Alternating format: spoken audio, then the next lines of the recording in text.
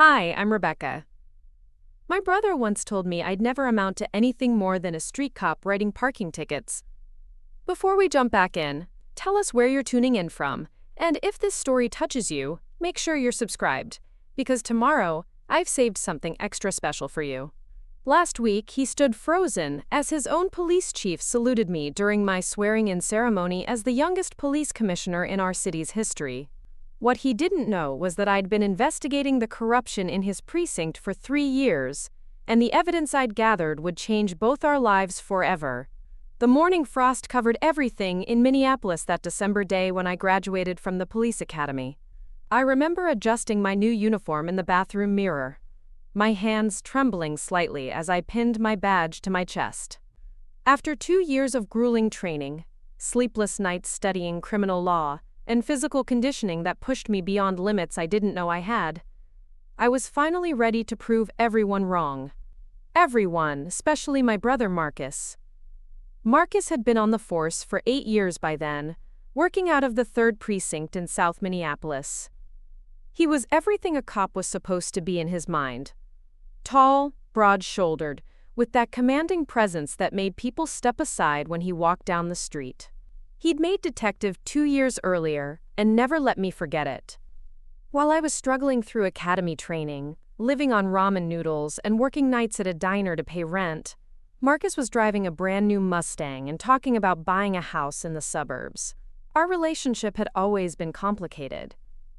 Growing up in North Minneapolis, we'd both seen enough poverty and violence to understand why someone might want to become a police officer.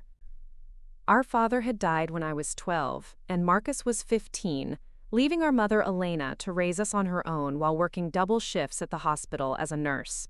She'd sacrificed everything to keep us fed and housed, working herself to exhaustion so we could have opportunities she'd never had.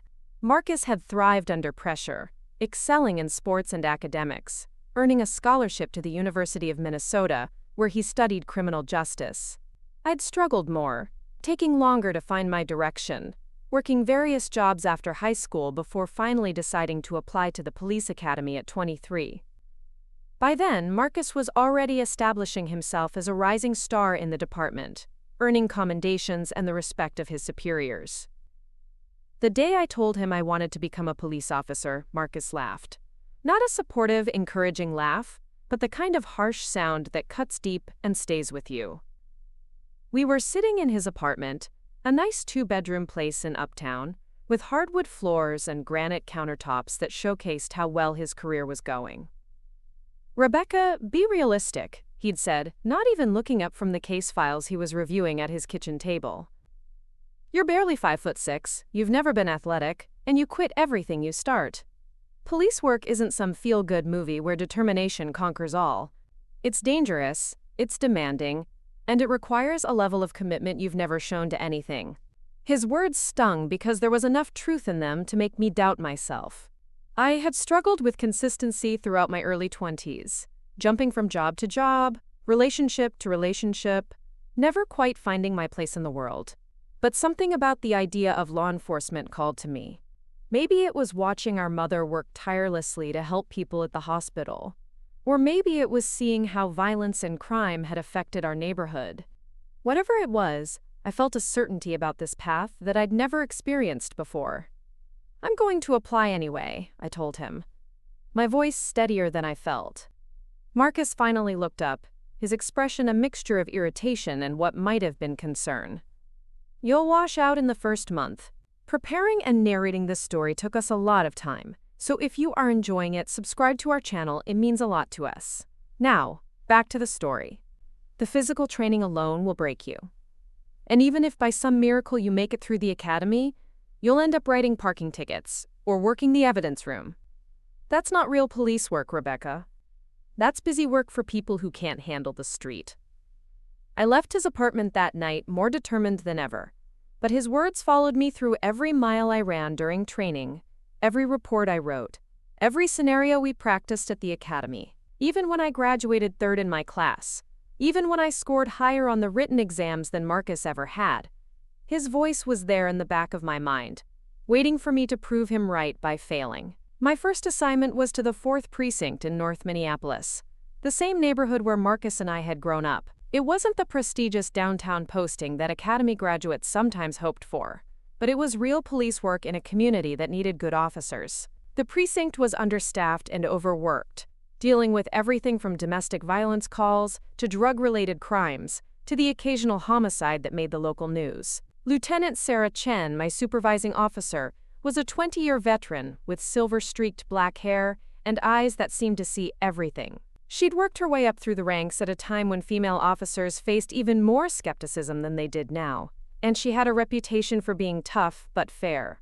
During our first meeting, she looked me over with the same assessment I'd grown accustomed to receiving from male officers who wondered if I could handle the job. "Officer Torres," she said, using my surname with the crisp professionalism that characterized all her interactions. "I've reviewed your academy scores. Impressive academic performance. Solid marks on practical exercises. But the street is different from the academy. You'll be partnered with Officer Janet Rodriguez for your first 6 months. She'll teach you things they don't cover in training manuals." Janet Rodriguez turned out to be exactly what I needed. A 10-year veteran with a dry sense of humor and an encyclopedic knowledge of the neighborhood, she treated me like a younger sister who needed guidance rather than a liability who might get her killed. Our first week together, she took me on a tour of our beat that felt more like a sociology lesson than police patrol. "See that corner over there?" She pointed to an intersection where several young men were gathered, watching our squad car with expressions ranging from wariness to outright hostility. That's where Marcus made his big drug bust 2 years ago. 37 arrests in one night made the front page of the Star Tribune. I knew about that arrest. Marcus had called it his career-making moment, the kind of high-profile success that fast-tracked promotions and earned respect from colleagues. He told the story at family gatherings, describing how his team had coordinated with narcotics detectives to sweep a major drug operation. "Sounds like good police work," I said, though something in Janet's tone suggested there was more to the story. Janet glanced at me, her expression unreadable. "Depends on your definition of good police work." Lot of questions about how that operation went down. A lot of people in this neighborhood still talk about it, and not in a good way. Before I could ask what she meant, our radio crackled with a domestic disturbance call, and we were moving, responding to a situation that required our immediate attention. But Janet's words stayed with me, planting a seed of curiosity about my brother's reputation that would grow larger over the coming months. Those first 6 months on the force were simultaneously the hardest and most rewarding of my life. Every day brought new challenges, from de-escalating arguments between neighbors to pursuing suspects through alleys I'd played in as a child. I learned to trust my instincts, to read body language and vocal tones, to make split-second decisions that could mean the difference between safety and disaster. I also learned that my size, which Marcus had seen as a disadvantage, was often an asset. People felt less threatened talking to me, especially women and children who might have been intimidated by a larger male officer. I could fit through spaces and navigate situations where a more imposing presence might have escalated tensions unnecessarily. The work was exhausting and often heartbreaking. I responded to calls involving children who reminded me of my younger self, families struggling with poverty and addiction, elderly residents who'd been victimized by people they trusted. But there were also moments of genuine connection, times when I could help solve a problem or provide support to someone who desperately needed it. Marcus and I rarely spoke during those early months. When we did encounter each other at family gatherings or department functions, he maintained a polite but distant demeanor, as if my presence on the force was an embarrassment he preferred not to acknowledge. Our mother Elena tried to bridge the gap between us, organizing Sunday dinners where we could pretend to be a normal family, but the tension was always there, unspoken but unmistakable. "Your brother works very hard," she would say to me privately, usually while we were cleaning dishes after one of these awkward meals. "He worries about you, Rebecca. Police work is dangerous." I wanted to believe that Marcus's attitude toward me stemmed from concern rather than contempt, but his behavior suggested otherwise. When other officers mentioned my name around him, he would change the subject. When I achieved small successes during my probationary period, he showed no interest in hearing about them. It was as if he'd written me off completely, waiting for me to confirm his prediction that I wasn't cut out for real police work. The turning point came during my 8th month on the force. Janet and I were working a late shift when we received a call about suspicious activity at a warehouse in an industrial area near the Mississippi River. The caller had reported seeing multiple vehicles coming and going at odd hours, with what appeared to be boxes being moved in and out of the building under cover of darkness. As we approached the location, Janet's demeanor changed. She became more alert, more cautious, checking her radio and weapon with the kind of methodical preparation that indicated serious concern. "This could be nothing," she said, parking our squad car where we could observe the warehouse without being easily seen. "But that building's been empty for 6 months. Owner's been trying to sell it, and there's no legitimate reason for activity at this hour." We watched for 20 minutes, documenting what we saw. 3 different vehicles arrived during that time, each staying just long enough for people to carry boxes from the warehouse to their cars. The movements were quick and coordinated, suggesting an operation that had been planned and rehearsed. "We should call for backup," I suggested, but Janet shook her head. "Let's get a closer look first. Could be kids using the place to party. Could be homeless people storing belongings. No point in mobilizing half the precinct for something minor." We approached the building on foot, using the shadows cast by neighboring structures to conceal our movement. The warehouse had several broken windows, and we could hear voices coming from inside, too low and muffled to make out specific words. Janet motioned for me to circle around to the back while she maintained visual contact with the front entrance. As I moved through the darkness, my heart pounding with the kind of adrenaline rush that had become familiar during my months on patrol, I noticed something that made me stop completely. Parked behind the building, partially concealed by a dumpster, was a car I recognized. A black Mustang with custom rims and a distinctive scratch on the driver's side door. Marcus's car. For a moment, I stood frozen, trying to process what this meant. My brother was inside that warehouse, involved in whatever operation we were investigating. The rational part of my mind searched for innocent explanations. Maybe he was conducting his own surveillance. Maybe he was working undercover. Maybe there was a perfectly reasonable explanation for his presence that I hadn't considered. But something in my gut, the same instinct that had guided me through difficult situations over the past months, told me otherwise. Janet's earlier comment about Marcus's drug bust came back to me, along with all the questions she'd mentioned about how that operation had gone down. I keyed my radio, speaking in the low, controlled voice we'd been trained to use in potentially dangerous situations. "Janet, we have a problem. I need you to see something." She appeared beside me within minutes, moving with the silent efficiency of an experienced officer. When I pointed out Marcus's car, her expression hardened in a way I'd never seen before. "Well," she said quietly, "that explains a lot." Before I could ask what she meant, we heard the sound of the warehouse door opening. Instinctively, we pressed ourselves against the wall, watching as several people emerged from the building. I recognized 2 of them as officers from the 3rd precinct, Marcus's colleagues who I'd met at department functions. They were carrying boxes to their vehicles, moving with the kind of casual confidence that suggested this wasn't their first time conducting this particular operation. Marcus appeared last, scanning the area with practiced caution before loading his own box into the Mustang. Even in the dim light, I could see his face clearly, and there was nothing uncertain or uncomfortable about his demeanor. Whatever this was, he was clearly in charge, orchestrating the entire operation with the same leadership skills that had earned him promotion to detective. Janet and I remained hidden until all the vehicles had departed, leaving the warehouse empty and silent once again.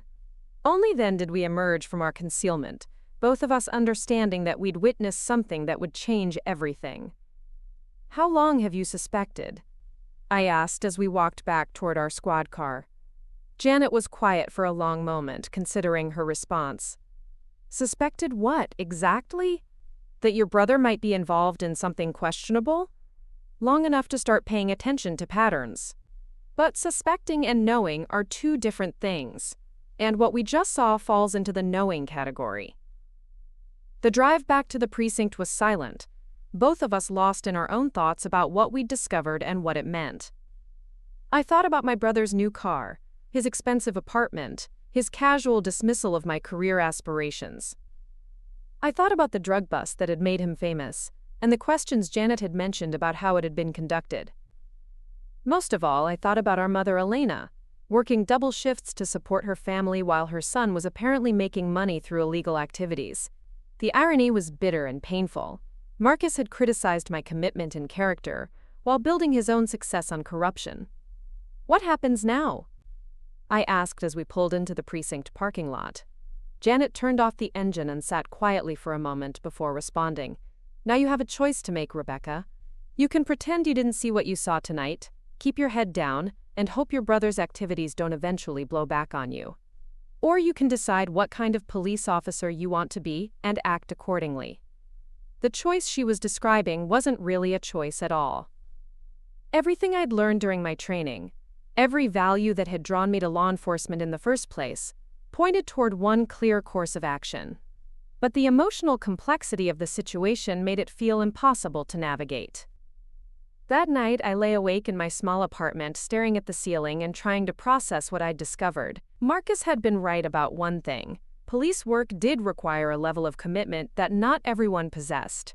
But his version of commitment apparently included loyalty to corruption rather than justice. Profit over principle. By morning, I'd made my decision. I would do what Janet had suggested and decide what kind of police officer I wanted to be. And the kind of police officer I wanted to be was one who upheld the law, regardless of personal cost or family relationships. The investigation that followed would take 3 years to complete, involving federal agencies, and requiring a level of discretion and patience I hadn't known I possessed. It would test every aspect of my character and commitment, force me to maintain a facade of normal family relationships while gathering evidence against my own brother, and ultimately lead to consequences that would reshape both our lives completely. But that morning, as I prepared for another shift in North Minneapolis, I was simply Rebecca Torres, a rookie police officer who discovered that real police work sometimes meant making the hardest choices imaginable. Marcus had called me worthless, predicted that I'd never amount to more than someone writing parking tickets. What he didn't understand was that my worth as a police officer would ultimately be measured not by the prestige of my assignments or the size of my paycheck, but by my willingness to uphold justice, even when it cost me everything I held dear. The path ahead would be difficult and lonely, filled with moments of doubt and moral complexity that the academy had never prepared me for. But as I pinned my badge to my uniform that morning, I felt a certainty about my purpose that Marcus's criticism could never shake. I was going to be the kind of police officer my community needed, regardless of where that path might lead. The weeks following our discovery at the warehouse felt like living in 2 different worlds simultaneously. During the day, I patrolled North Minneapolis with Janet, responding to calls and learning the rhythms of police work. During family gatherings, I sat across from Marcus at our mother's dinner table, making small talk about my rookie experiences while he offered patronizing advice about staying safe and not taking unnecessary risks. The cognitive dissonance was exhausting. I'd started a private notebook, documenting everything I could remember about Marcus's activities, his associates, and the patterns Janet had mentioned. I wrote in it late at night, using a code system I'd developed to disguise names and locations in case anyone ever found it. Every detail seemed potentially significant, from the expensive watch Marcus had started wearing to the casual way he'd mentioned knowing certain people in the neighborhood who others seemed to fear. Janet had become my unofficial mentor in more ways than she probably realized. Without directly discussing what we'd witnessed, she began sharing stories about corruption cases she'd encountered during her career, always framed as lessons about the importance of integrity in law enforcement. She told me about officers who'd started with small compromises, taking free meals or overlooking minor infractions for friends, and how those compromises had gradually expanded into serious criminal behavior. The thing about corruption, she said one afternoon as we sat in our squad car, eating lunch while monitoring traffic near the high school where I'd graduated 6 years earlier, is that it rarely starts with someone deciding to become a criminal. It starts with someone convincing themselves that the rules don't apply to them, that they're special or deserving of exceptions. I thought about Marcus's expensive lifestyle, his dismissive attitude toward department protocols, The way he'd always seemed to believe that his success made him different from ordinary officers. Even as children, he'd possessed an arrogance that our mother had excused as confidence, a belief that he was destined for greatness that made normal limitations feel irrelevant. "How do you know when to act on suspicions?" I asked, trying to keep my voice casual while fishing for guidance about my impossible situation. Janet studied me for a moment, her expression thoughtful. "Depends on what kind of suspicions we're talking about. Minor policy violations might warrant a conversation with a supervisor. Serious criminal activity requires careful documentation and involvement of appropriate authorities. The key is making sure you have enough evidence to support whatever action you're considering." That evening, I called Lieutenant Chen and requested a private meeting. We met at a coffee shop in downtown Minneapolis, far from our precinct and the eyes of other officers. Chen had changed out of her uniform into civilian clothes, and without her badge and equipment, she looked more like a college professor than a police supervisor. "Officer Torres," she said, settling into the booth across from me with a cup of black coffee that mirrored her no-nonsense personality. "This is unusual. What's on your mind?" I'd rehearsed this conversation dozens of times, but sitting across from Chen, I struggled to find the right words. "How do you tell your supervisor that you suspect your own brother, a detective in another precinct, of criminal activity? How do you explain that you've been conducting unauthorized surveillance based on a chance encounter during routine patrol?" "I need advice about a hypothetical situation," I began, falling back on the framework Janet had taught me for discussing sensitive topics. Chen's expression sharpened slightly. "I'm listening. If an officer discovered evidence suggesting that another officer was involved in illegal activities, what would be the appropriate course of action?" "Depends on the nature of the activities and the quality of the evidence," Chen replied, her voice careful and measured. "But generally speaking, such information would need to be reported through proper channels. Internal affairs, possibly federal authorities, if the scope warranted it." I nodded, absorbing this information while trying to decide how much more to reveal. And if the officer with suspicions was a rookie with limited experience, and the suspected officer was more senior with an established reputation? Chen leaned forward slightly, her eyes fixed on mine with an intensity that suggested she understood this wasn't entirely hypothetical. The rank and experience of the officers involved wouldn't change the obligation to report suspected criminal activity, but it would certainly affect how carefully the situation would need to be handled. We sat in silence for a moment, the weight of unspoken implications hanging between us. Chen had been a police officer long enough to recognize when someone was wrestling with a serious ethical dilemma, and I suspected she was reading between the lines of my carefully worded questions. "Rebecca," she said finally, using my first name for the first time since I'd joined her unit, "if you're aware of criminal activity within the department, you have both a legal and moral obligation to report it. I understand that can be complicated by personal relationships or concerns about retaliation, but those complications don't change the fundamental responsibility." I met her gaze directly, making a decision that would alter the trajectory of my career and my life. "It's not entirely hypothetical. I've observed suspicious activity involving an officer from another precinct. I don't have enough evidence yet to prove criminal behavior, but what I've seen raises serious questions."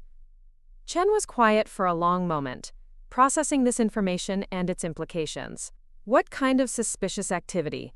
I told her about the warehouse, about Marcus's car, about the coordinated movement of boxes, and the involvement of multiple officers from the 3rd Precinct.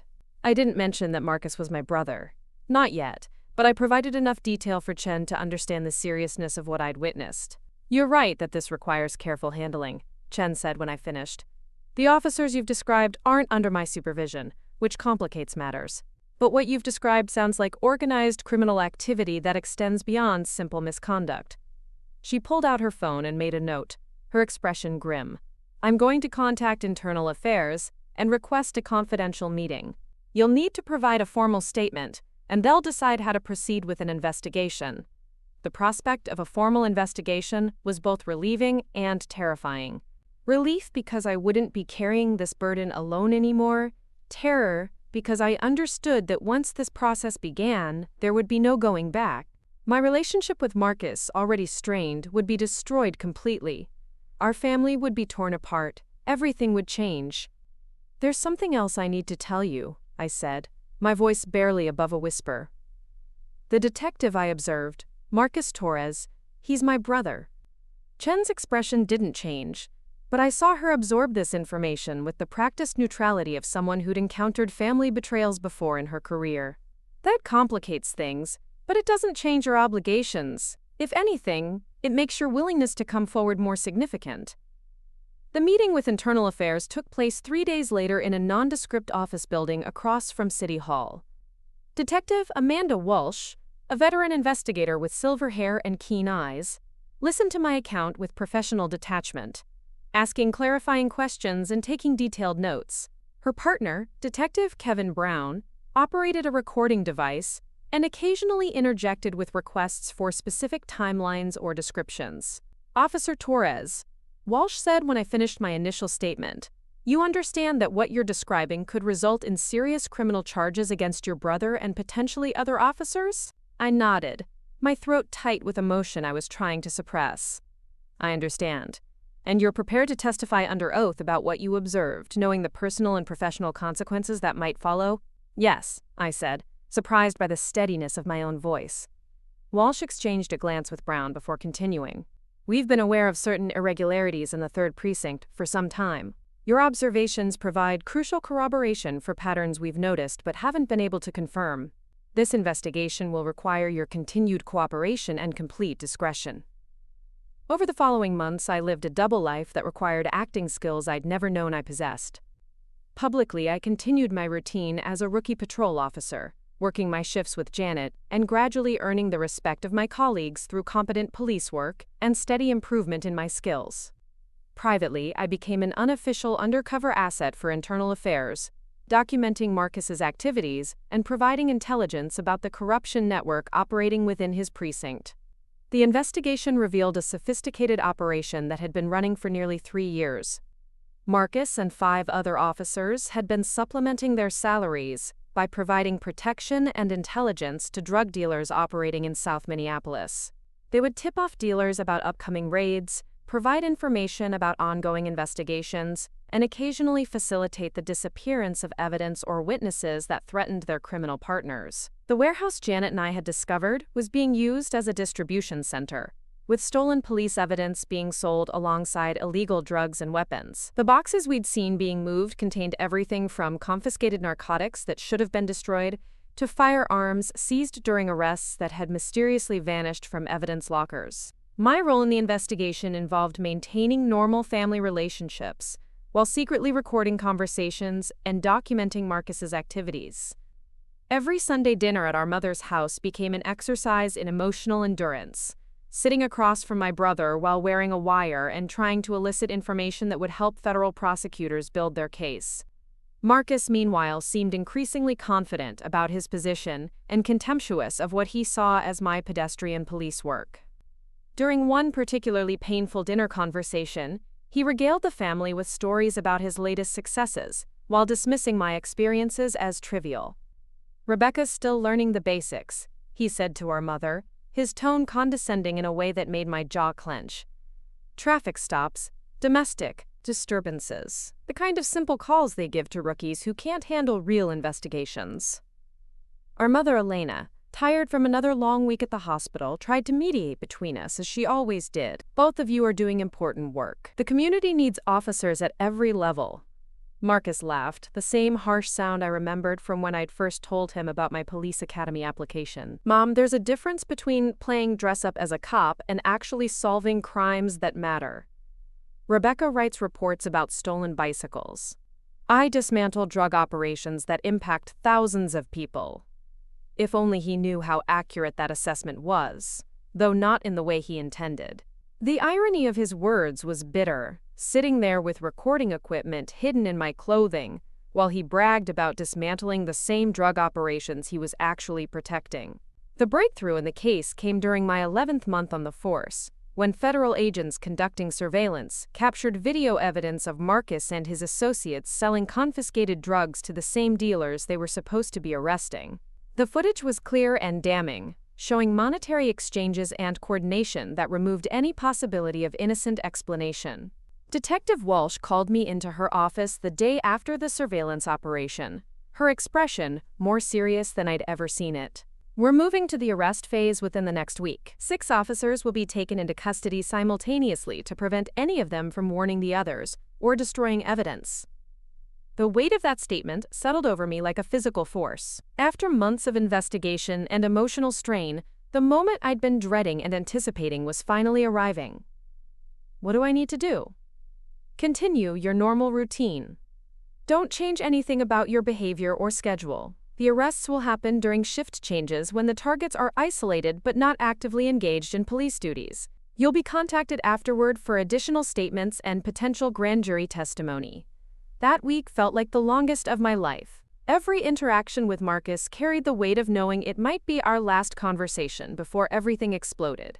Every family gathering felt like a farewell, though our mother and other relatives had no idea what was coming. The arrests happened on a Tuesday morning in early November. I was at home on my day off when Lieutenant Chen called with a brief message that told me everything I needed to know. "It's done," she said simply. 6 arrests, no incidents. Marcus was taken into custody at his apartment at 6 this morning. I sat in my small kitchen, staring at the phone after Chen hung up, feeling a complex mixture of relief, sadness, and something that might have been pride. The investigation was complete. Justice was being served. But my family was about to be destroyed in the process. The news broke on local television that afternoon. 6 Minneapolis police officers arrested in corruption scandal dominated the headlines, with footage of Marcus and his associates being led away in handcuffs. The reporter standing outside the 3rd precinct described a multi-year investigation into police corruption that had uncovered evidence of drug trafficking, evidence tampering, and conspiracy charges that could result in decades of prison time. My phone started ringing immediately. Friends, relatives, neighbors who knew about my relationship to Marcus and wanted to know if I'd had any idea about his activities. I let most calls go to voicemail, but when my mother's number appeared on the screen, I couldn't avoid answering. "Rebecca." Her voice was shaky, devastated in a way I'd never heard before. "Have you seen the news? They're saying Marcus was arrested. There must be some mistake." I drove to her house in North Minneapolis, the same small 2-bedroom where Marcus and I had grown up, where she'd raised us alone after our father's death. Elena was sitting at the kitchen table with the television on, watching news coverage of her son being perp-walked into the federal courthouse. "Tell me this isn't real," she said when I sat down beside her. "Tell me there's been some terrible mistake." Looking at my mother's face, seeing the confusion and heartbreak there, was harder than anything I'd experienced during the investigation. Elena had sacrificed everything for her children, working impossible hours to give us opportunities she'd never had. Learning that one of those children had been living a double life, profiting from the same criminal activity she'd tried to protect us from, was destroying her. "Mom," I said gently, taking her hand in mine, "the evidence against Marcus is substantial. This isn't a mistake or a misunderstanding." She stared at me, processing not just the words but the way I'd said them, the certainty in my voice that suggested knowledge rather than speculation. "How do you know about the evidence?" This was the moment I'd been dreading for months, when I would have to reveal my role in Marcus's downfall to the person who loved us both unconditionally. Because I helped gather some of it, I've been working with internal affairs and federal investigators for almost a year. The silence that followed was deafening. Elena's hand went limp in mine, her eyes wide with shock as she absorbed what I'd just told her. Her son had been living as a criminal, and her daughter had been the one to expose him. "You knew," she said finally, her voice barely audible. "You knew what he was doing, and you turned him in." I discovered what he was doing by accident during a patrol shift. Once I knew, I had a choice to make about what kind of police officer I wanted to be. Elena pulled her hand away from mine, standing up from the table and walking to the window that looked out over the street where we'd played as children. "He's your brother, Rebecca, your family. He's also a criminal who was protecting drug dealers and selling evidence that could have helped solve cases involving real victims. Being my brother doesn't exempt him from consequences." We stood on opposite sides of the kitchen, a chasm opening between us that felt impossible to bridge. Elena was grieving not just the loss of one son to prison, but the realization that her other child had been instrumental in that loss. The family she'd worked so hard to hold together was fracturing in ways that might never heal. "I need you to leave," she said without turning around. "I need time to process all of this." I wanted to stay, to explain my decision-making process, to help her understand that turning in Marcus had been the hardest thing I'd ever done. But I could see in her posture and hear in her voice that she wasn't ready for those conversations yet. "I love you, Mom," I said from the doorway. "I hope someday you'll understand why I had to do this." The drive back to my apartment felt like traveling through a different world than the one I'd woken up in that morning. By evening, my role in the investigation had become public knowledge, leaked by someone within the department who wanted to ensure I received both credit and blame for bringing down Marcus and his associates. The reaction was swift and polarized. Some colleagues praised my integrity and courage in exposing corruption regardless of personal cost. Others viewed me as a traitor who'd violated the unwritten code of police loyalty, someone who couldn't be trusted because I'd turned against my own family. Janet found me in the precinct parking lot the next morning, sitting in my car and staring at the building where I'd hoped to build a career serving my community. The weight of everything that had happened was pressing down on me, making it difficult to imagine how I could continue working as a police officer when half my colleagues saw me as a hero and the other half saw me as a betrayer. "Rough couple of days," Janet said, settling into the passenger seat without invitation. "That's one way to put it," I replied, my voice hoarse from lack of sleep and emotional exhaustion. "You did the right thing, Rebecca. Not the easy thing, not the comfortable thing, but the right thing. That matters, even when it doesn't feel like it." I turned to look at her, this woman who'd become my mentor, and guide through the complexities of police work. How do you keep going when doing the right thing destroys everything else?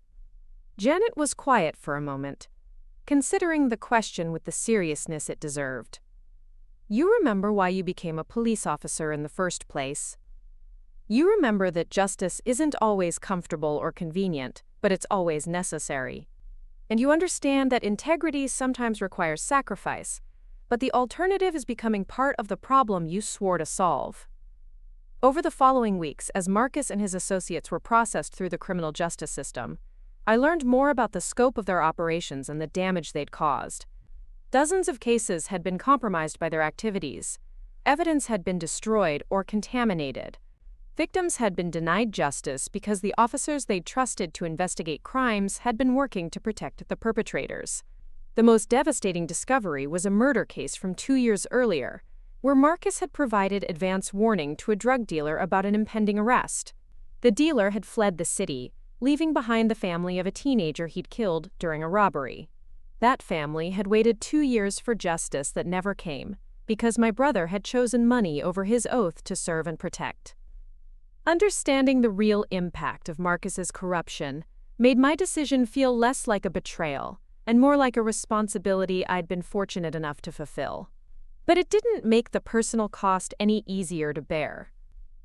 My relationship with our mother remained strained, our conversations reduced to brief, painful exchanges when we encountered each other at family gatherings I increasingly avoided attending. Marcus himself maintained his innocence even after pleading guilty to reduced charges in exchange for cooperation with ongoing investigations. During the one conversation we had before his sentencing, he accused me of jealousy and ambition, claiming that I'd orchestrated his downfall to advance my own career. "You always resented my success," he said during a phone call from the county jail where he was being held pending sentencing. "This was just your way of tearing me down to build yourself up." "Your success was built on protecting criminals and betraying your oath," I replied, my voice steady despite the emotion churning inside me. "I didn't tear you down, Marcus. You did that yourself." The call ended with him hanging up on me, and we didn't speak again for 3 years. The aftermath of the investigation transformed my career in ways I hadn't anticipated. My role in exposing the corruption ring earned recognition from federal law enforcement agencies and police reform advocates, but it also made me a controversial figure within the Minneapolis Police Department.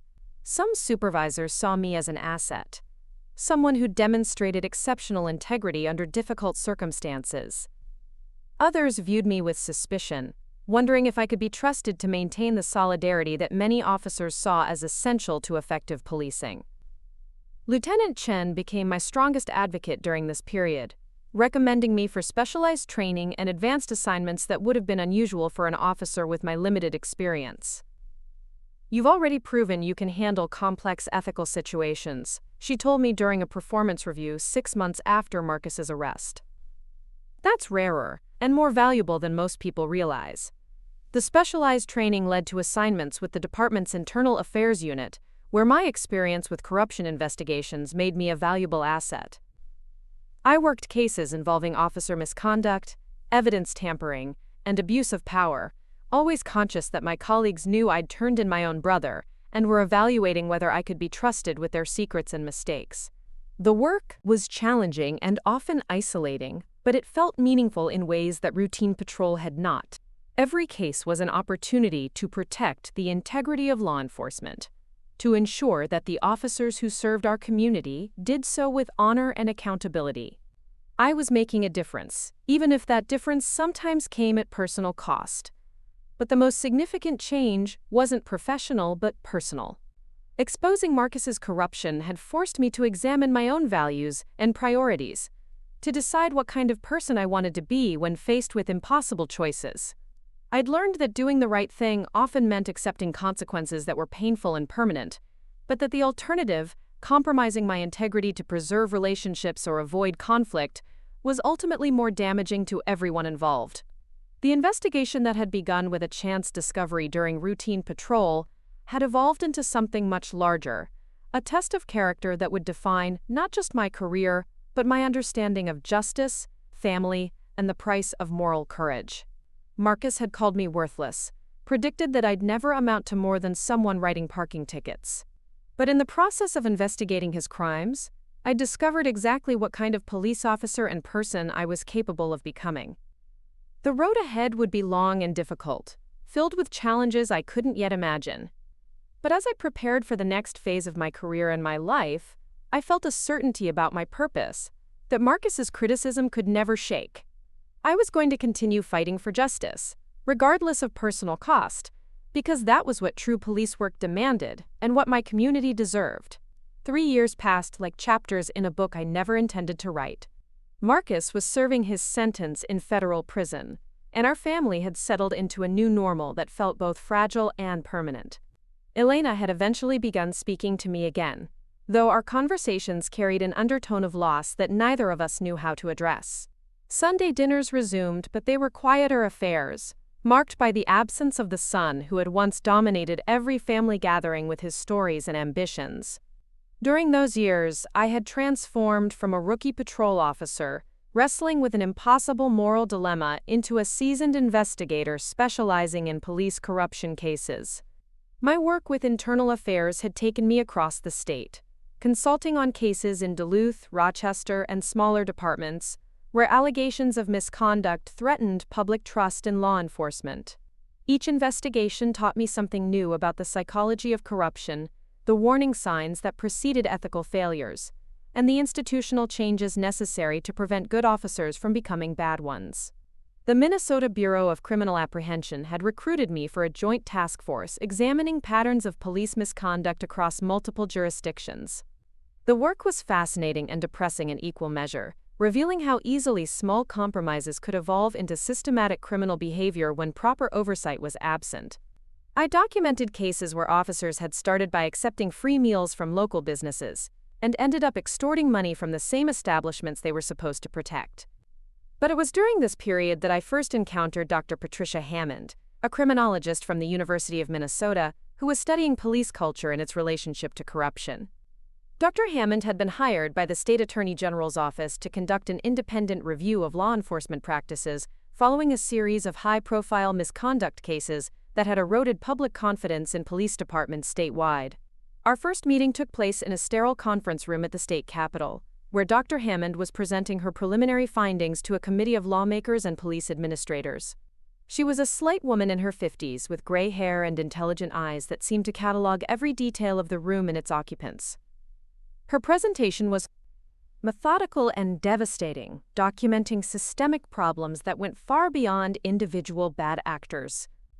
Officer Torres, she said after her presentation, approaching me as other attendees filed out of the room.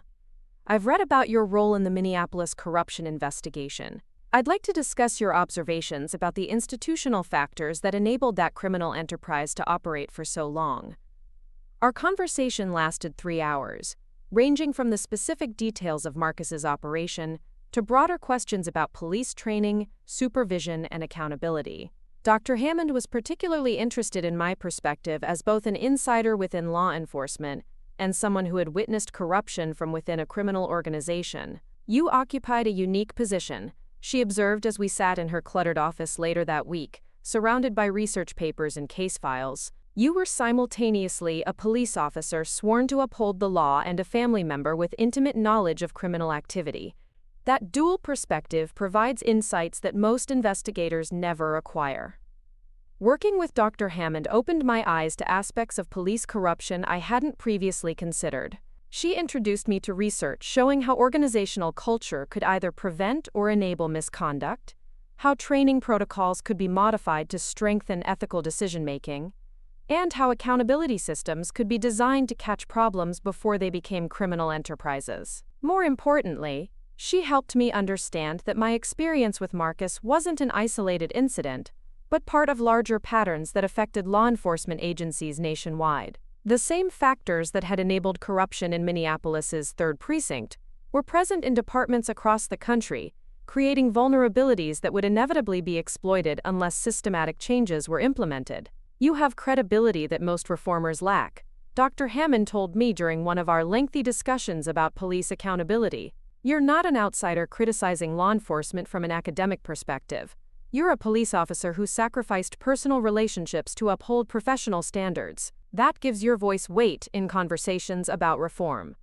This observation proved prophetic when the Minnesota Attorney General's office asked me to testify before a legislative committee examining proposed reforms to police oversight and accountability. The hearing was held in the state capitol's largest committee room, with representatives from police unions, civil rights organizations, and reform advocates all present to argue their positions. I had prepared extensively for my testimony, reviewing case files and research data to support my recommendations. But sitting at the witness table, looking out at an audience that included police chiefs, union representatives, and community activists, I felt the weight of representing perspectives that were often in conflict with each other. My testimony focused on the practical aspects of corruption prevention, drawing from my experience investigating misconduct cases to recommend specific changes to training, supervision, and internal accountability systems. I argued for enhanced background checks for police recruits, mandatory rotation of officers working in high-risk assignments, and independent oversight of evidence handling procedures. The questions from committee members were probing and sometimes hostile,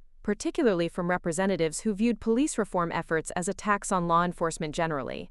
One legislator, a former police officer himself, challenged my qualifications to recommend changes to training protocols. Officer Torres, he said, his tone skeptical, you've been with the Minneapolis Police Department for less than 4 years. What makes you think you understand police culture well enough to suggest fundamental changes to how we train and supervise officers?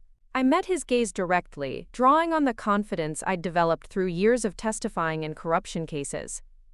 Representative Johnson, my recommendations aren't based solely on my length of service but on my experience investigating police misconduct across multiple jurisdictions. I've seen how corruption develops, spreads, and ultimately damages both law enforcement agencies and the communities they serve. The changes I'm proposing are designed to prevent good officers from becoming corrupt ones. The hearing stretched for 6 hours, with testimony from dozens of witnesses representing various perspectives on police reform. But the moment that would define my future came during a break, when Chief Margaret Sullivan of the Minneapolis Police Department approached me in the hallway outside the committee room. Chief Sullivan was a 25-year veteran who had been appointed to lead the department following the corruption scandal that had ensnared Marcus and his associates. She was known for her commitment to reform and her willingness to confront problems that previous administrations had ignored or minimized. Officer Torres, she said, extending her hand with a firm grip that conveyed both respect and assessment. I've been following your work with Internal Affairs and the State Task Force. Impressive testimony today. Thank you, Chief. I appreciate the opportunity to contribute to these discussions.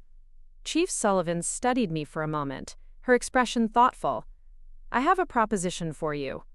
The department is creating a new position, Assistant Director of Professional Standards, reporting directly to me and responsible for developing corruption prevention protocols.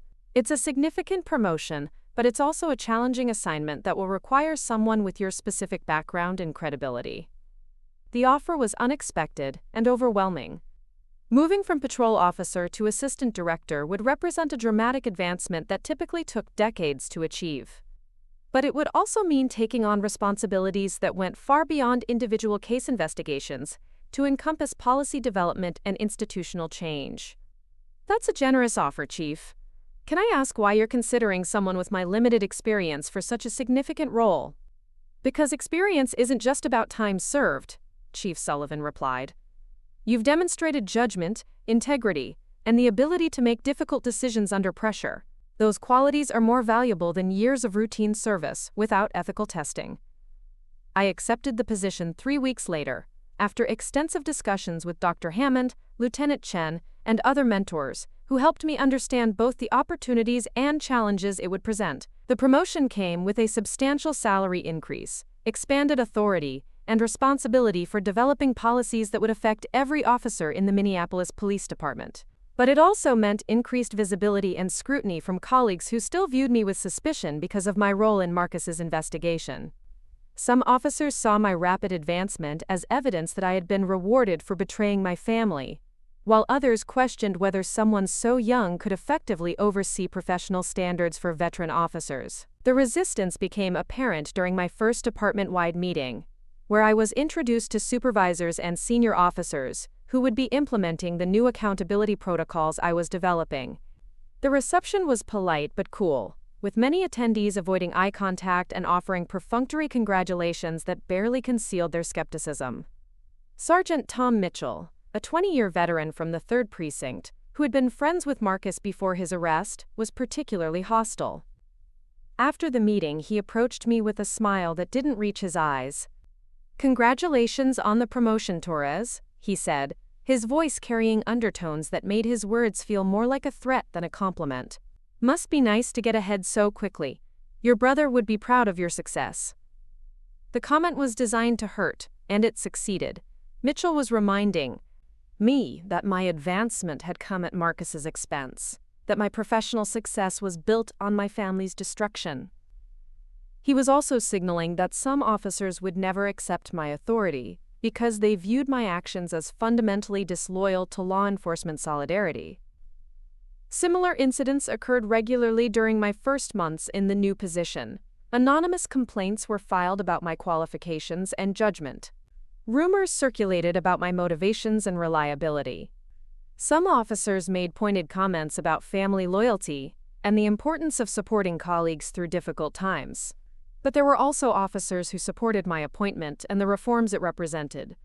Lieutenant Chen, now promoted to captain, became a key ally in implementing new training protocols. Detective Walsh from Internal Affairs provided crucial support in developing investigation procedures that balanced thoroughness with fairness. Younger officers, particularly those who had joined the department after Marcus's scandal, seemed more receptive to accountability measures that would protect them from becoming involved in corrupt activities. The real test of my position came when we received allegations of evidence tampering in the 4th Precinct, where I had served as a rookie patrol officer. 3 detectives were accused of manipulating crime scene evidence to strengthen cases against suspects they believed were guilty, but couldn't prove using legitimate investigative techniques. The case was politically sensitive because it involved high-profile drug arrests that had been praised by community leaders and media outlets. If the allegations were true, dozens of convictions could be overturned, and dangerous criminals might be released from prison. But if the allegations were false, 3 experienced detectives would have their careers destroyed by unfounded accusations. Chief Sullivan assigned me to lead the investigation, a decision that generated immediate controversy. Critics argued that someone with my limited experience shouldn't be handling such a complex and consequential case. Supporters countered that my background in corruption investigations made me the logical choice for examining potential misconduct.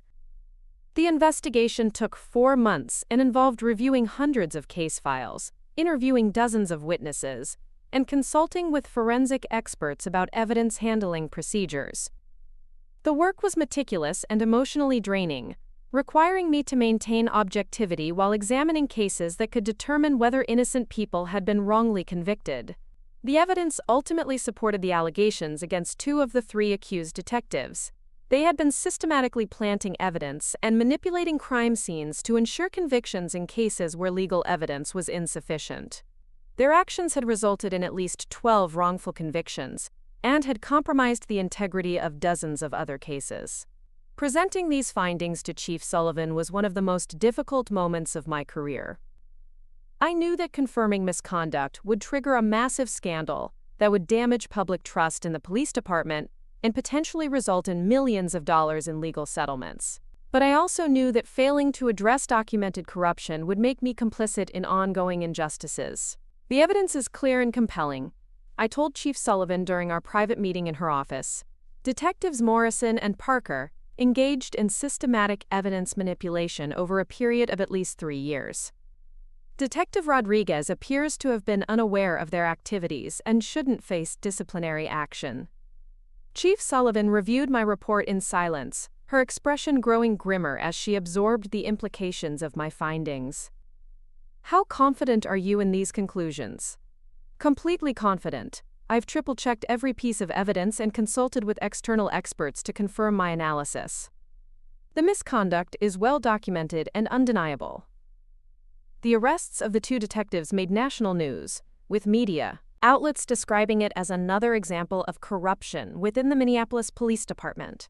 Editorial writers questioned whether the department could reform itself or needed external intervention to address systemic problems. But the case also demonstrated the effectiveness of the accountability systems we had implemented. The misconduct had been detected through routine audits of evidence handling procedures, investigated thoroughly by internal resources, and addressed transparently without attempting to minimize or conceal the problems. More importantly, from my perspective, the case proved that I could handle complex investigations objectively, even when the results were professionally and politically inconvenient. Officers who had questioned my qualifications were forced to acknowledge that I had conducted a thorough and fair investigation that upheld the highest standards of integrity. The success of this investigation led to additional responsibilities and recognition from law enforcement leaders outside Minneapolis. The FBI invited me to speak at their National Academy about corruption prevention strategies. The International Association of Chiefs of Police asked me to serve on a committee developing best practices for internal affairs investigations. But the most meaningful recognition came from an unexpected source. Dr. Hammond, who had been monitoring my career since our first meeting, contacted me about an opportunity that would fundamentally change my trajectory within law enforcement. Rebecca, she said during a phone call that interrupted my review of personnel files one Friday afternoon, I want to discuss a possibility that might interest you. The mayor is forming a commission to review police practices and recommend reforms. She's looking for someone with your background to serve as executive director. The position she described would involve stepping away from day-to-day police work to focus on policy development and implementation of systematic reforms across all city departments. It would be a civilian position with significant authority and responsibility for transforming how Minneapolis approached law enforcement. Why are you recommending me for this role? I asked, genuinely curious about her reasoning. Because you understand police culture from the inside but haven't been captured by it, Dr. Hammond replied. You've proven that you can make difficult decisions based on evidence and principle rather than loyalty or convenience. Those are exactly the qualities needed to lead meaningful reform efforts. The offer represented another dramatic career change, moving from law enforcement into policy and administration. But it also represented an opportunity to implement the systematic changes that my experience with corruption cases had convinced me were necessary to prevent future scandals. After extensive deliberation and consultation with mentors including Chief Sullivan and Lieutenant Chen, I accepted the position as Executive Director of the Minneapolis Police Reform Commission. The appointment was announced at a press conference where Mayor Jennifer Williams described the commission's mandate to examine every aspect of police operations and recommend comprehensive reforms.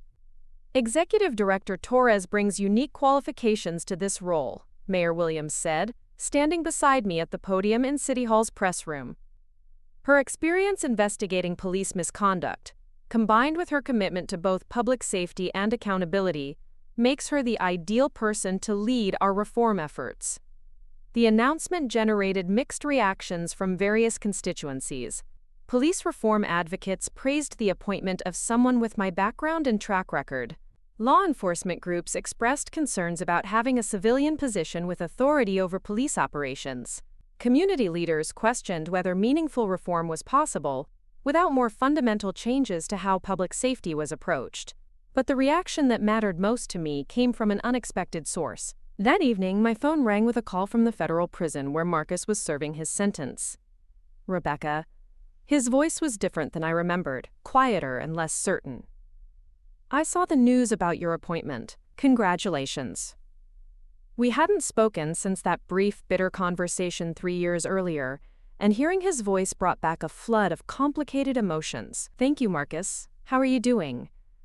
Learning things I should have understood long ago, he said after a pause. About consequences, about responsibility, about the damage that results from choosing personal benefit over professional duty. Our conversation lasted an hour, covering topics we'd never discussed openly before.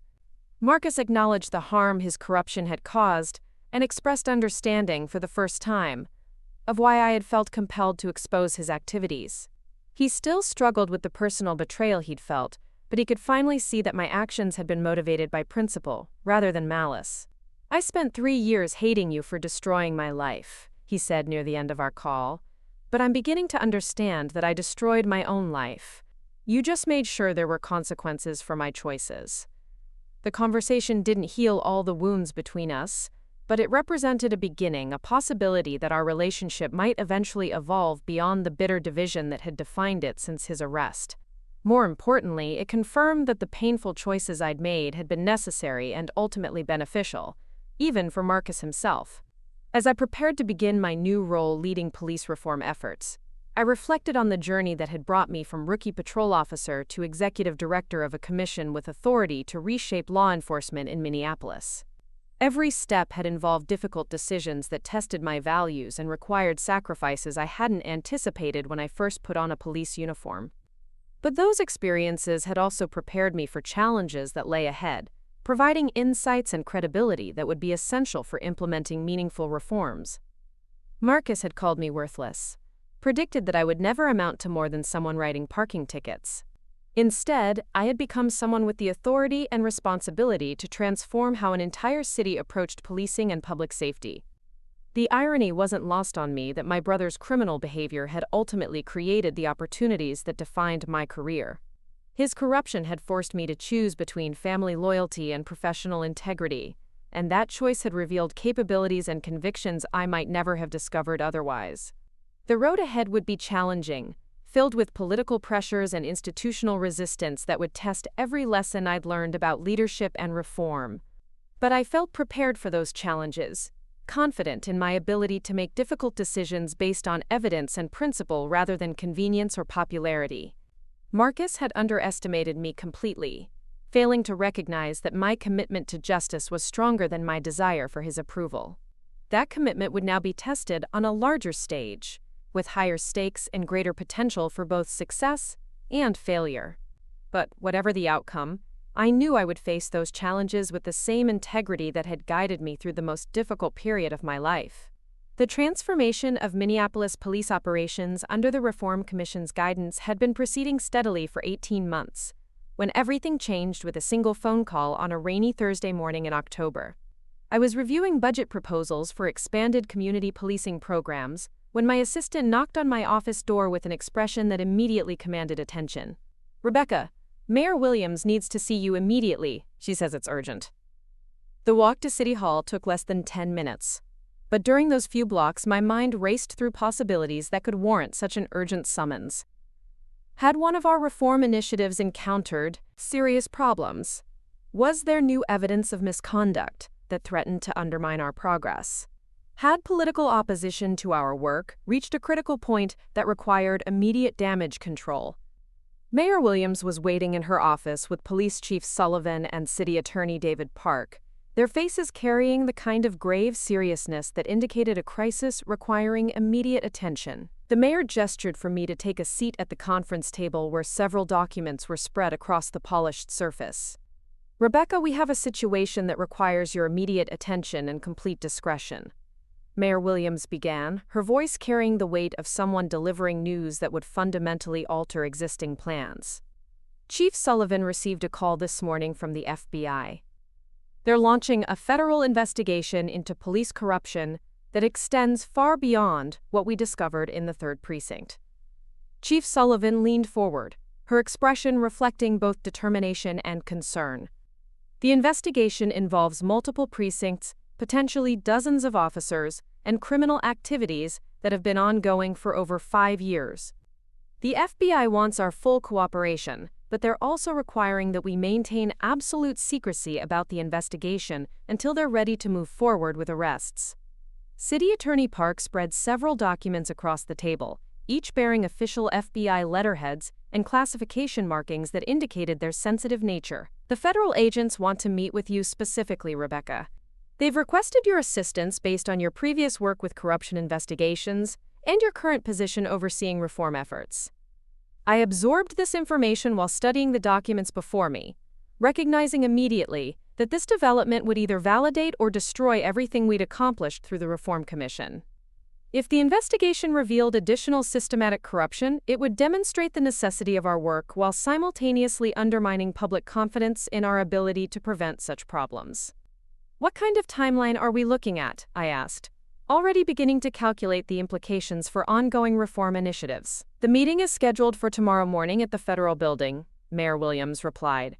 "They want to brief you on their findings and discuss how your commission can assist their investigation without compromising either effort." The federal building in downtown Minneapolis was a fortress of glass and steel that housed multiple law enforcement agencies and courtrooms where some of the most significant criminal cases in the region were prosecuted.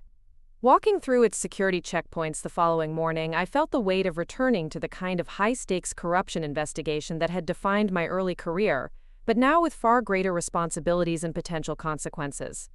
Special Agent Patricia Morrison was a 20-year FBI veteran with sharp eyes and a direct manner that immediately established her credibility and authority. She led me into a secure conference room where maps, photographs, and organizational charts covered every available wall surface, creating a visual representation of criminal networks that extended throughout Minneapolis law enforcement. "Director Torres," Agent Morrison began, using my formal title while gesturing toward the evidence displays surrounding us. "What you're seeing represents 3 years of federal investigation into police corruption that makes your brother's operation look minor by comparison. The scope of criminal activity revealed through their investigation was staggering.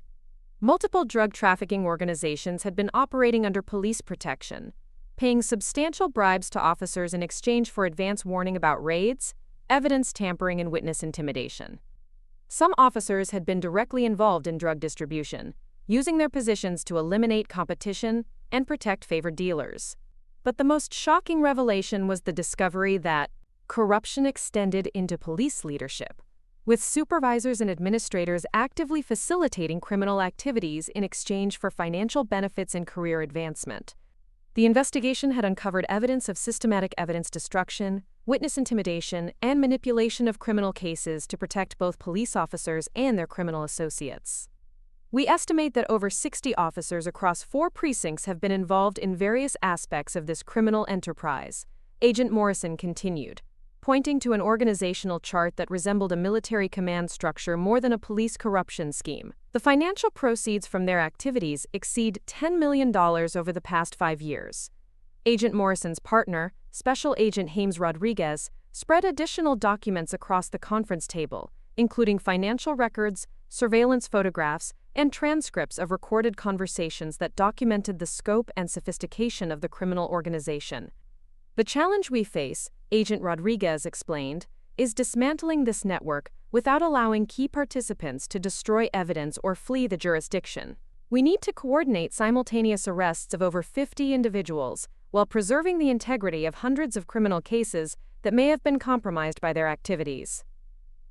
The federal agents outlined their plan for conducting the largest police corruption investigation in Minneapolis history, involving coordination between FBI field offices, the U.S. Attorney's Office, and multiple state agencies.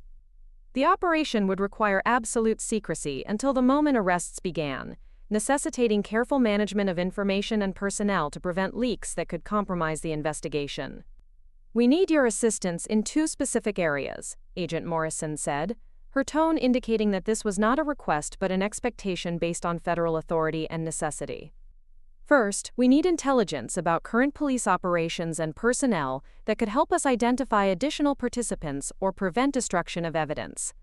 Second, we need your reform commission to serve as a legitimate cover for increased scrutiny of police operations without revealing the true nature of our investigation."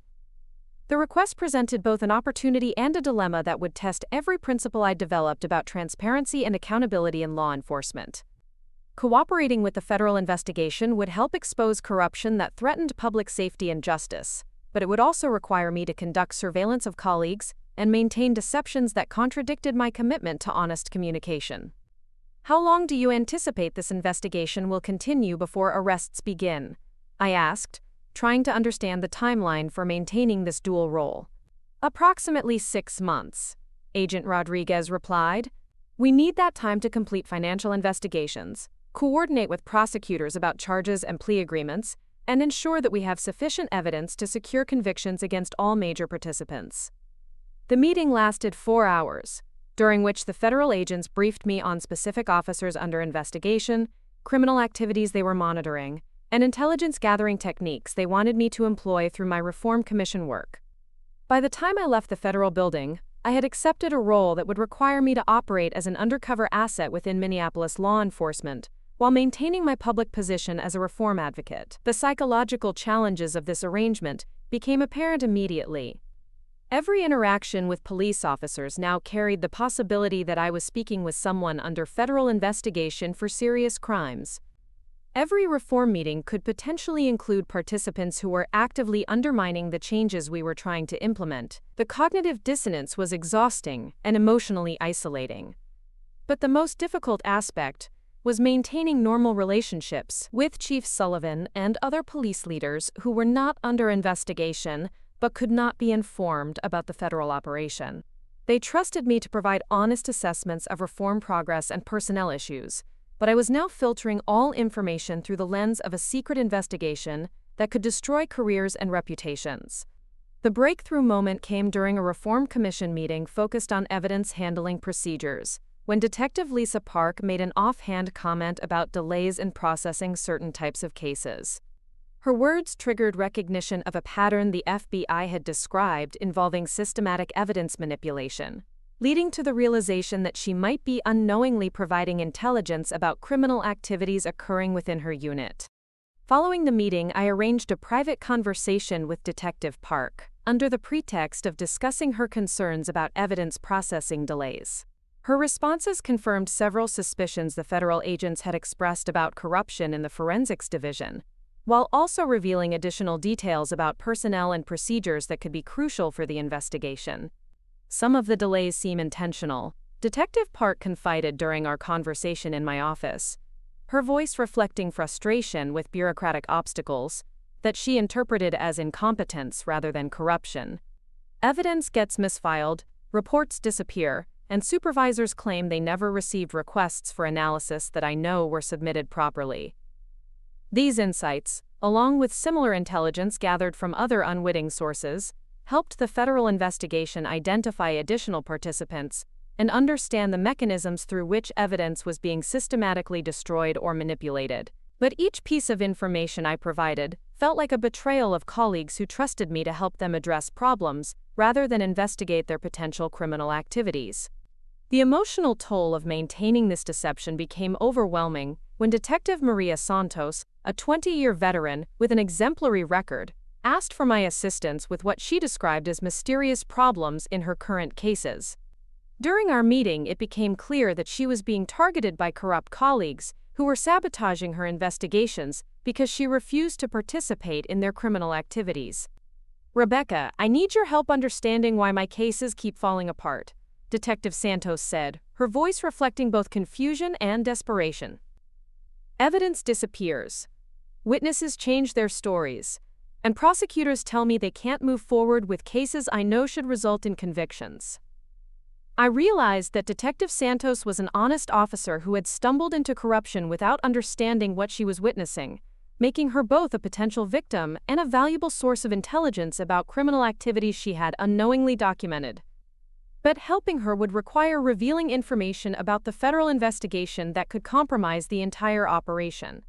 The solution came through careful coordination with Agent Morrison, who authorized me to provide Detective Santos with limited information about ongoing investigations while recruiting her as a confidential informant who could gather additional evidence about corruption in her unit. This arrangement allowed me to help protect an honest officer while advancing the federal investigation's objectives. "Detective Santos," I said during a carefully planned conversation in a secure location outside the police department, "I need to share some sensitive information with you that cannot be discussed with anyone else. There are ongoing investigations into corruption activities that may explain the problems you've been experiencing with your cases." Her reaction was a mixture of relief at finally understanding the source of her difficulties and anger at discovering that colleagues she trusted had been systematically undermining her work to protect their criminal associates. But she immediately agreed to assist the investigation by documenting evidence and maintaining detailed records of sabotage attempts. The final phase of the federal investigation accelerated rapidly as agents gathered sufficient evidence to support arrest warrants, and prosecutors prepared charges against dozens of officers and civilian accomplices. The coordination required to conduct simultaneous arrests across multiple locations while preventing destruction of evidence was extraordinarily complex, involving hundreds of federal agents and state law enforcement officers who were not under investigation. 2 days before the arrests were scheduled to begin, Agent Morrison called me to the federal building for a final briefing about my role during the operation and its aftermath. The conference room where we had first met was now filled with evidence boxes, arrest warrants, and operational plans that represented the culmination of years of investigation. "Director Torres, tomorrow morning we will execute arrest warrants for 57 individuals, including 43 current or former Minneapolis police officers," Agent Morrison announced, her voice reflecting both satisfaction at completing the investigation and concern about its impact on law enforcement operations. "Your Reform Commission will play a crucial role in helping the department recover from this crisis and implement changes necessary to prevent future corruption." The magnitude of what was about to happen was staggering. Nearly 10% of the Minneapolis Police Department would be arrested simultaneously, creating operational chaos while validating every criticism of police culture that reform advocates had been raising for years. The public trust that we had been slowly rebuilding through reform efforts would be shattered once again, requiring fundamental changes to how the department operated and how it related to the community it served. But there was also a sense of justice being served, and institutional problems finally being addressed through systematic action rather than isolated reforms. The criminal enterprise that had been corrupting law enforcement for years would be dismantled completely, creating opportunities for genuine transformation that had been impossible while corruption remained hidden and protected. As I prepared to leave the federal building and return to my Reform Commission office, Agent Morrison handed me a sealed envelope containing talking points for the press conference that would announce the arrests and outline plans for moving forward. "Tomorrow will be one of the most difficult days in Minneapolis police history," she said, her expression reflecting understanding of the challenges that lay ahead. "But it will also be the beginning of the real reform work that your commission was created to accomplish." The next morning would bring chaos, revelation, and the opportunity to prove whether meaningful police reform was possible in the aftermath of systematic corruption. Everything I had learned about leadership, integrity, and institutional change would be tested by a crisis that would determine the future of law enforcement in Minneapolis and potentially serve as a model for police reform efforts nationwide. The morning of the arrests dawned gray and cold, with news helicopters circling downtown Minneapolis as federal agents executed warrants across the city. By noon, footage of police officers being led away in handcuffs dominated every local news channel, while reporters struggled to comprehend the scope of corruption that had been operating within law enforcement for years. Mayor Williams appointed me as interim police commissioner that afternoon, a decision that generated immediate controversy, but reflected the need for leadership from someone with both law enforcement experience and demonstrated integrity.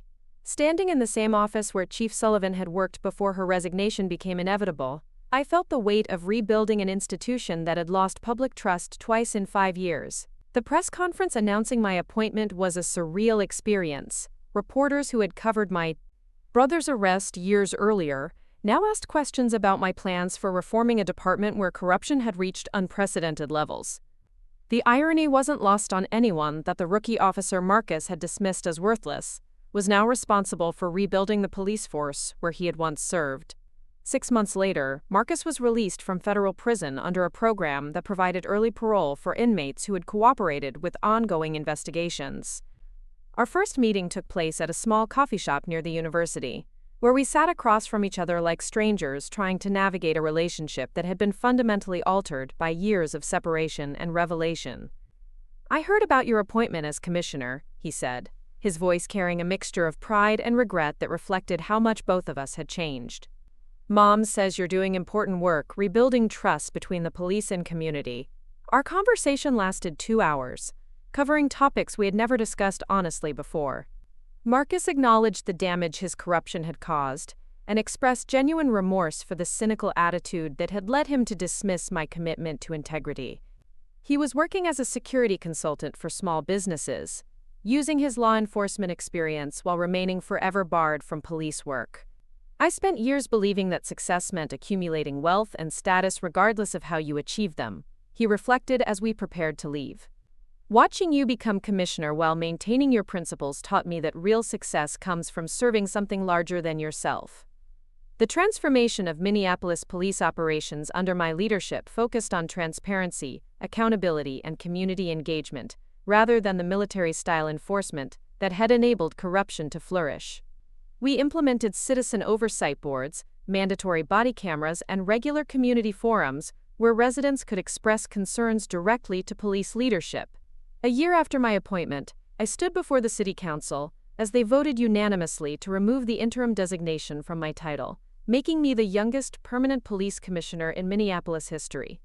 The vote came after extensive community hearings, where residents, business owners, and advocacy groups testified about improvements in police-community relations under my leadership. Elena sat in the front row during the ceremony, tears streaming down her face as I took the oath of office. The daughter she had worried about, the one her son had called worthless, was now leading the transformation of an institution that had caused so much pain to our family and community. Marcus attended the ceremony as well, sitting quietly in the back of the council chambers as I delivered remarks about the responsibility of law enforcement to serve with honor and integrity. When our eyes met across the room, he nodded slightly, a gesture that conveyed both approval and understanding of the journey that had brought us to this moment. After the ceremony, as photographers captured images of my first official acts as commissioner, I thought about the path that had led from that warehouse discovery during my rookie year to this moment of institutional leadership. Every difficult decision, every personal sacrifice, every moment of doubt had contributed to preparing me for the responsibility of rebuilding public trust in law enforcement.